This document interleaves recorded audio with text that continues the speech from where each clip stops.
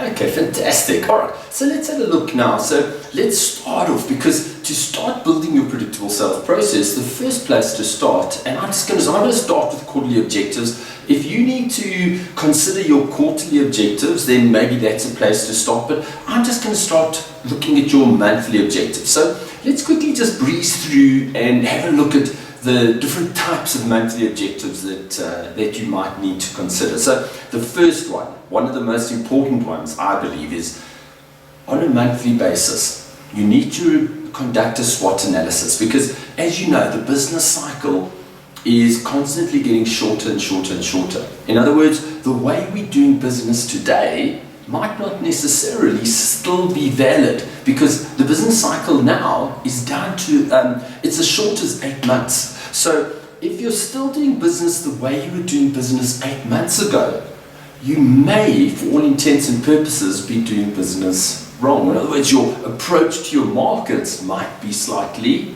wrong. So conduct a SWOT analysis once a month, and the purpose of SWOT analysis is to look outwards, look at your markets, look at your approach, look at the way you're approaching your markets, look at your strengths, weaknesses, the opportunities and threats facing your business, and look at that against the context of your approach to your market. So are you still approaching your market in a valid way? In other words, are you Netflix? In other words, you understand your customers' needs, values and expectations and how to meet those needs? Or are you a Blockbusters? Are you a dinosaur that has an approach to its market, or approach to your markets, where you're doing things in a way that your customers don't want? In other words, you've got premises and you demand customers come and collect videos from you, and heaven forbid they be 2 minutes late, you fine them.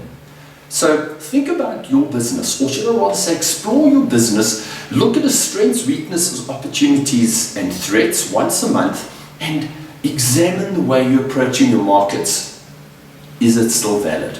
Next thing I want you to consider is, I want you to research your customers. I want you to get to know all of your existing customers, and I want you to think about, start building a plan, because remember, as I said to you, what gets measured gets done. So everything that you need to do, in other words, you'll need to add value, you'll need to wow your customers, you need to integrate into their businesses. Unless you have a quantifiable process, in other words, I'm going to integrate into, I'm going to look for opportunities to integrate into 2 customers' businesses every month, or 5, or you know your business best. So you choose a realistic number, because once you have a measurable process, it actually gets done. So let's start having a look. So this is the numbers I use. Obviously your markets industry might be different, but what I like to do is I like to say, choose 4 customers a month that you're going to add meaningful value to. In other words, those are customers you're going to give handwritten thank you notes to. You're going to buy them, when I say buy them, remember, when you share a gift with a customer, it's just to appreciate them. It's got to be a thoughtful gift, never an expensive gift. So let's say somebody's been newly promoted and you give them an e-zine, or you give them a book on leadership.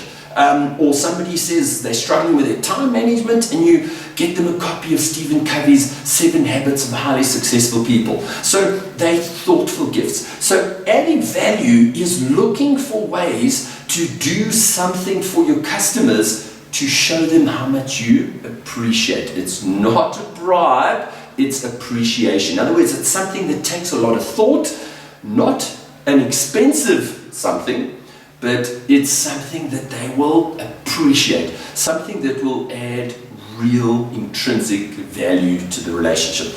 The next thing you want to do is, you want to know is, what value do you plan to add? So you need to have a process, you need to have an objective. So have a look and say, right, so what are the different ways I can add value? I can send handwritten thank you notes for every order, not every big order. I can send birthday cards, a big huge birthday card with handwritten congratulations on your birthday. I can send little teddy bears with my logo on the back. So think about all the different ways, and you really got to be creative here. Come up with innovative, creative ways to consistently add value, or should I rather say really appreciate your customers. Next thing you want to do is you want to say, okay, so in order for me to add value, in order for me to integrate into my customers' businesses, in order for me to create an unforgettable customer experience, in order for me to wow my customers, or should I rather say, to understand all the steps and stages within my sales process, I need to have some resources, some sales tools, some info, data that's going to help me to do that.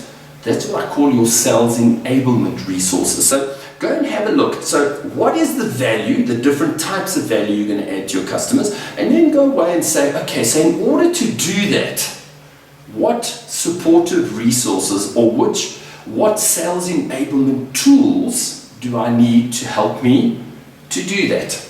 Then you've got to ask yourself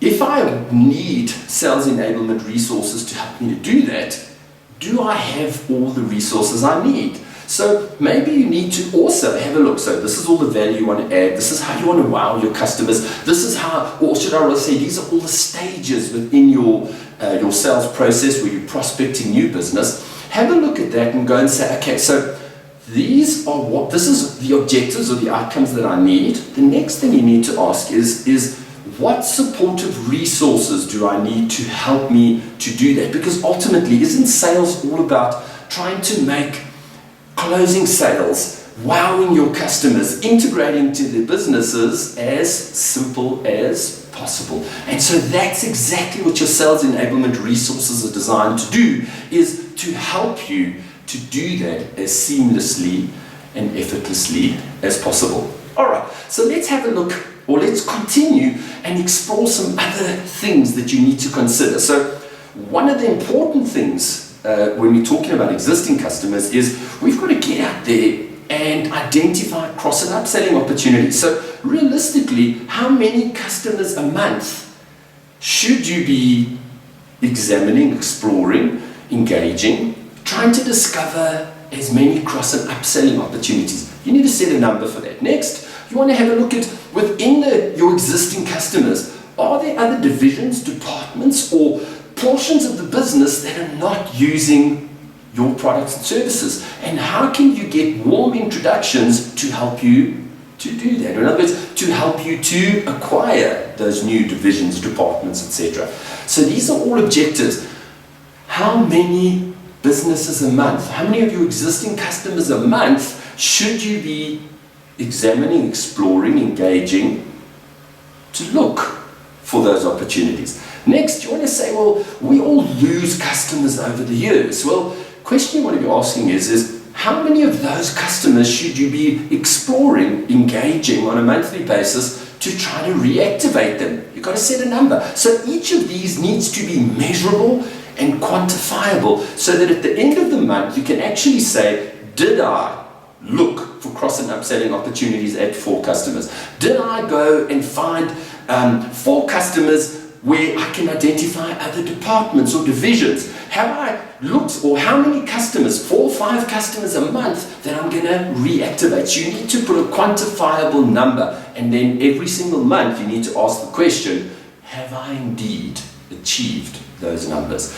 Next, you want to ask the question now is, what do you need to do? What support? What people? What resources? What sales enablement tools? What are the things that are going to help you to do this as simply as possible?